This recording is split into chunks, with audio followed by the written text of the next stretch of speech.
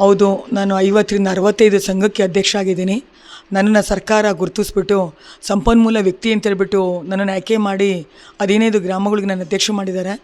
ಖಂಡಿತ ನೀವು ಕೇಳೋ ಪ್ರಶ್ನೆ ತುಂಬ ಚೆನ್ನಾಗಿದೆ. ಇವತ್ತು ಮಹಿಳಾವರಿಗೆ ತುಂಬ ಮಹಿಳೆಯರಿಗೆ ಅವ್ರಿಗೆ ಹೇಳ್ಬೇಕನ್ನೋ ಒಂದು ಖುಷಿನೇ ಇಲ್ಲ ಇವತ್ತು. ಎಷ್ಟು ಅವ್ರು ದುಡಿದ್ರು, ಏನೇ ಕೆಲಸ ಮಾಡಿದ್ರು, ಏನೇ ತ್ಯಾಗ ಮಾಡಿದ್ರು ಅವ್ರನ್ನ ಗುರುತಿಸೋರಿಲ್ಲ, ಅವ್ರಿಗೊಂದು ಪ್ರೀತಿ ಮಾತಾಡೋರಿಲ್ಲ. ಏನೋ ಒಂದು ಅವ್ರಿಗೆ ಏನೋ ಒಂದು ಆಕಾಶನೇ ತಲೆ ಬಿದ್ದೋಗಿರೋ ಥರ, ಆಕಾಶನೇ ತಲೆ ಮೇಲೆ ಬಿದ್ದೋಗಿರೋ ಥರ ಆಗ್ತಾಯಿದೆ. ಏನಕ್ಕೆ ಇದು ಆಗ್ತಾಯಿದೆ ಅಂತ ನಮಗೂ ಗೊತ್ತಾಗ್ತಾಯಿಲ್ಲ. ಬಟ್ ಈಗ ನಾವು ಸಂಘಗಳು ಮಾಡಿದಾಗ, ನಾವೆಲ್ಲ ಒಂದು ಕಡೆ ಸೇರಿದಾಗ ಅವರ ಸಮಸ್ಯೆಗಳು ಕೇಳ್ತೀವಿ. ಯಾಕಮ್ಮ, ಯಾಕೆ ನೀವು ನಗ್ತಾ ಇಲ್ಲ, ಯಾಕೆ ಈ ಥರ ಇದ್ದಾಗ, ಮೇಡಮ್ ನಮ್ಮ ಮನೇಲಿ ಆ ಥರ, ನಮ್ಮಲ್ಲಿ ಈ ಥರ, ನಮಗೆ ಇನ್ನೇನೋ ಒಂದು ಸಮಸ್ಯೆ ಆಗಿದೆ, ನಮ್ಮ ಮಕ್ಳದ್ದು ಆ ಥರ ಇದೆ ಅಂತ ಹೇಳಿದಾಗ ನಾವೇನು ಮಾಡ್ತೀವಿ, 50 ಜನದ ಮುಂದೆ ಒಂದು ಮಾಹಿತಿ ಕೊಟ್ಟಾಗ, ಅವ್ರಿಗೊಂದು ಸಮಾಧಾನದ ಉತ್ತರ ಕೊಟ್ಟಾಗ ಖಂಡಿತ ಖುಷಿಯಾಗಿ ಎಷ್ಟೋ ಹೆಣ್ಮಕ್ಳುಗಳು ಈ ಸಂಘಟನೆಗಳಿಂದ, ಈ ಸಂಘಗಳಿಂದ ತುಂಬ ಜನ ಹೆಣ್ಮಕ್ಳು ಪರಿವರ್ತನೆ ಆಗಿದ್ದಾರೆ ಜಯಂತವ್ರೆ. ಮೊದಲನೇ ಪ್ರಶ್ನೆ. ಎರಡನೇದು, ನಮ್ಮ ಹೆಣ್ಮಕ್ಳುಗಳು ಮೊದಲು ಹೇಳ್ತಾ ಇದ್ದಿದ್ದು, ಮೇಡಮ್ ನಾವು ಮನೆ ಬಿಟ್ಟು ಈಚೆಗೆ ಬರ್ತಾ ಇರಲಿಲ್ಲ. ಇವತ್ತು ಒಂದು ಸಂಘ ಅಂತ ಮಾಡಿ ನಾವು 16 ಜನ ಹೆಣ್ಮಕ್ಳನ್ನ ಒಟ್ಟು ಕೂಡಿಸಿ ಅದನ್ನು ಯಾವ ಥರ ನಾವು ಸಮಾಜದಲ್ಲಿ ಬದುಕಬೇಕು ಅಂತ ನೀವು ಹೇಳ್ಕೊಟ್ಟಾಗ, ನಾವೇ ಒಂದು ಮೈಕ್ ಕೊಟ್ಟರೆ ಮಾತ್ರ ಸ್ಟೇಜಿಗೆ ನಮ್ಮನ್ನ ತೊಗೊಂಬಂದು ಕೊಟ್ಟಿದ್ದೀರಾ. ಇದು ತುಂಬ ಅವಶ್ಯಕತೆ ಇದೆ ನಮಗೆ. ಇವತ್ತು ನಮ್ಮಲ್ಲಿ ಏನೋ ಒಂದು ಕಷ್ಟ ಬಂದ್ರೂ ನಾವೇ ನಿಭಾಯಿಸೋಂಥ ಶಕ್ತಿ ನಮಗೆ ಬಂದಿದೆ ಅಂತ ಇವತ್ತು ಮಹಿಳೆಯರು ತುಂಬ ಹೃದಯಪೂರ್ವದಿಂದ ಅವರ ಅನಿಸಿಕೆಗಳನ್ನ ಶೇರ್ ಮಾಡ್ತಾಯಿದ್ದಾರೆ ಜಯಂತವ್ರೆ.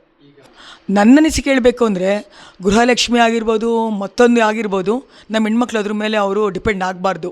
ಯಾಕಂದರೆ ಅವ್ರು ಹುಡ್ದಾಗಿಂದ ಅವ್ರಿಗೆ ಗೊತ್ತಾಗಿದೆ ನಮ್ಮ ಜೀವನ ಏನು ಅಂತ. ಹುಡ್ದಾಗಿಂದ ತಾಯಿ ಮನೇಲಿರ್ತಾರೆ, ಸ್ವಲ್ಪ ಒಂದು ಏಜ್ 18-20 ಬಂದಾಗ ಗಂಡನ ಮನೆಗೆ ಅಂತ ಹೋಗ್ತಾರೆ.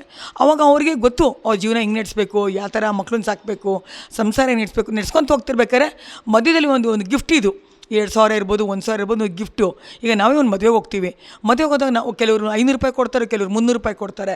ಅದೇನು ಅವತ್ತಿಗೆ ಮಾತ್ರ ಅಷ್ಟೇ ಸೀಮಿತ ಅದು. ಮತ್ತು ನಾಳೆ ಆ ಮದುವೆನೂ ಮರ್ತೋಗ್ತೀವಿ, ನಾವು ಕೊಟ್ಟರೆ ಗಿಫ್ಟು ಮರ್ತೋಗ್ತೀವಿ. ಹಂಗೆ ನಮ್ಮ ಮಹಿಳೆಯರು ಏನು ಮಾಡಬೇಕು, ಆ 2,000 ಮರ್ತ್ಬಿಡ್ಬೇಕು. 2,000 ಬಂತ ನಮಗೆ ಏನೋ ಒಂದು ಅವ್ರು ಖುಷಿ ಪಟ್ಟಿದ್ದು ತೊಗೋಬೇಕು. ಆ 2,000ನೇ ಡಿಪೆಂಡ್ ಮಾಡಿಕೊಂಡು ನಾವು ಕೂತ್ಕೊಂಡ್ರೆ ಖಂಡಿತ ಸಂಸಾರ ಮಾಡೋಕ್ಕಾಗಲ್ಲ. ನಾವು ಯಾರೂ ಆರೋಪ ಮಾಡಬಾರ್ದು. ಯಾಕಂದರೆ ಇದು ಪರ್ಮನೆಂಟ್ ಅಲ್ಲ. ಇದು ಅವರು ಈ ಒಂದು ನಮ್ಮ ಸರ್ಕಾರ ಏನಿದೆಯೋ ಅದುವರೆಗೂ ಈ ಒಂದು ಸೌಲಭ್ಯನ ಕೊಡ್ತಾರೆ. ಈ ಸೌಲಭ್ಯ ಈ ಸರ್ಕಾರ ಮುಗಿದ ಮೇಲೆ ಮೋಸ್ಟ್ ಕ್ಲೋಸ್ ಆಗುತ್ತೆ. ಅವಾಗ ಇವರು ಇದ್ರ ಮೇಲೆ ಡಿಪೆಂಡ್ ಆಗಿದ್ರೆ ಮತ್ತೆ ಅವರೇ ಕಷ್ಟ ಅನುಭವಿಸ್ಬೇಕಾಗುತ್ತೆ. ಸೊ ನನ್ನ ಅನಿಸಿಕೆ ಪ್ರಕಾರ ಈ 2,000 ಏನೋ ಒಂದು ದೇವರು ನಮಗೆ ಕೊಟ್ಟರೆ ಒಂದು ಗಿಫ್ಟು, 1 ದಿವಸದ ಮಟ್ಕೋ 5 ದಿವಸದ ಮಟ್ಕೋ ಅಂದ್ಕೊಬೇಕು. ಒಂದೇ ಪ್ರಶ್ನೆ. ನೀವು ಹೇಳಿದ್ರಿ ನಾರ್ತ್ ಸೈಡಲ್ಲೆಲ್ಲ ಇನ್ನೂ ಹೆಣ್ಮಕ್ಳುಗಳೆಲ್ಲ ಯಾಕೆ ಅಂದರೆ ಅವ್ರು ಈಚೆಗೆ ಬರ್ತಾಯಿಲ್ಲ. ತಾವಾಯಿತು, ಅಡುಗೆ ಮನೆ ಆಯಿತು, ಕೋಣೆ ಆಯಿತು ಅಂತ ಕೂತಿದ್ದಾರೆ. ಬರಬೇಕು. ಇವಾಗ ಪ್ರತಿಯೊಂದು ಮನೇಲೂ ಟಿ ವಿ ಇದೆ, ಪ್ರತಿಯೊಂದು ಮನೇಲೂ ಫೋನ್ ಇದೆ, ಪ್ರತಿಯೊಂದು ಮನೇಲೂ ನ್ಯೂಸ್ ಪೇಪರ್ ಹಾಕ್ಸ್ಕೊತಾರೆ. ಓದೋಕ್ಕೆ ಶುರು ಮಾಡಬೇಕು. ಅಟ್ಲೀಸ್ಟ್ ಅವ್ರು ಓದೋಕ್ಕೆ ಬರಲಿಲ್ವಾ, ಮಕ್ಳುಗಳ್ನ ಓದಿಸ್ಬೇಕು, ಟಿ ವಿ ನೋಡಬೇಕು, ಮೊಬೈಲ್ ನೋಡಬೇಕು. ಅವಾಗ ಎಷ್ಟೋ ವಿಷಯಗಳು ಅವ್ರಿಗೆ ಗಮನಕ್ಕೆ ಬರುತ್ತೆ. ಆ ವಿಷಯಗಳು ತಿಳ್ಕೊಂಡಾಗ ಖಂಡಿತ ಅವರು ಈಚೆಗೆ ಬರ್ತಾರೆ ಜಯಂತವ್ರೆ. ಇವತ್ತು ಹೆಣ್ಮಕ್ಳುಗಳು ಯಾಕೆ ಅಲ್ಲಿ ಈಚೆಗೆ ಬರ್ತಾಯಿಲ್ಲ ಅಂದರೆ, ಕೋಣೆ ಆಯಿತು, ಮನೆ ಆಯಿತು, ತಮ್ಮ ಹೊಲ ಆಯಿತು, ಫ್ರೀ ಟೈಮಲ್ಲಿ ಇನ್ನೇನೋ ಒಂದು ಅವರು ಇದು ಮಾಡಿಬಿಡ್ತಾರೆ.